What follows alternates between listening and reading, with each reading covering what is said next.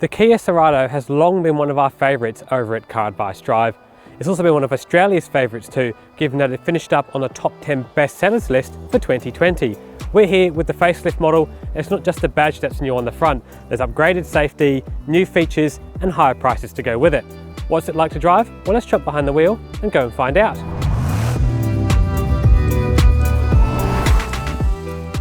Pricing for the Kia Cerato range is up across the board by anywhere from $500 to $1,000 depending on the model purchased.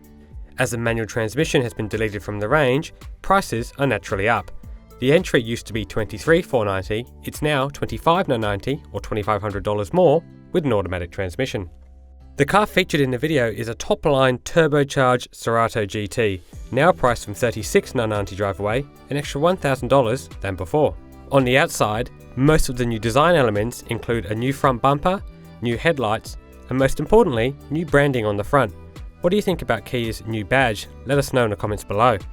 On the inside, there are a couple of things that are new for 2021. The first is a 10.25-inch infotainment system that uses wired Apple CarPlay. It's worth mentioning that as the smaller 8-inch items get wireless Apple CarPlay. Another thing that's new is an opening glass sunroof.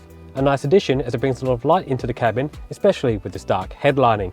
As for other items, well, the seats are the same as before. They're nicely bolstered with electric lumbar support, heated and cooled too for that matter. There's wireless charging, a JBL premium sound system and dual zone climate control as well.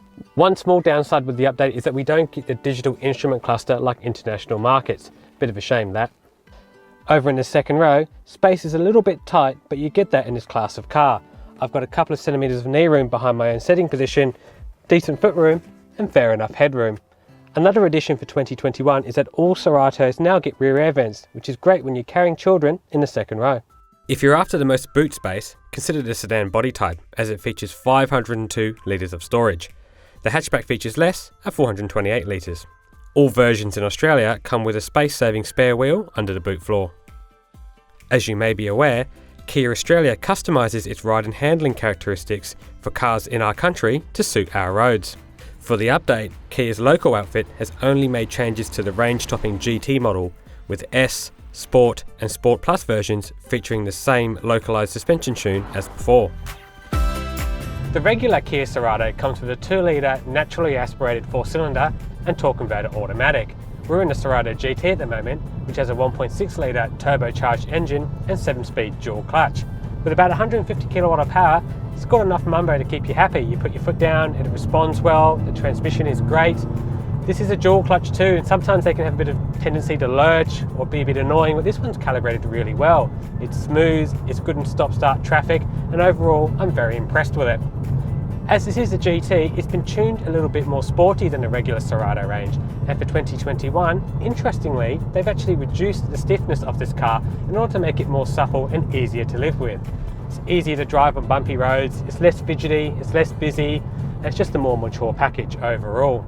In terms of active safety equipment, you get everything with this car in a top of the range model. Radar cruise control, active lane tracing assist, lane keeping assist, the whole kit and caboodle. It's worth mentioning that the Kia Cerato GT is not an outright hot hatch like an i30N or a Ford Focus ST. It's more of a warm hatch, which means it's a great double in terms of being a regular road car as well as a fun weekender. There's enough chassis control and enough stiffness here to have a bit of fun with on the back road, but it's comfortable enough to live with on the day-to-day. If you're shopping around the $35,000 mark and don't want to make the stretch to a $40,000 and some hot hatch, the Kia Cerato GT makes for a really good, cheaper alternative. The Kia Cerato remains an excellent choice if you're shopping for a small passenger car. Sure, prices are up from $500 to $1,000 across the range, but you do get a lot of extra gear, so it's not completely daylight robbery. My pick of the range is that GT model. It's a smart, mature, warm hatch that will give you a couple of thrills on the weekend whilst keeping the day-to-day nice and easy. We'll be spending some more time with the wider Cerato range in the coming few weeks, so make sure you let us know in the comment section below if you've got any questions. And as usual, like and subscribe to our channel.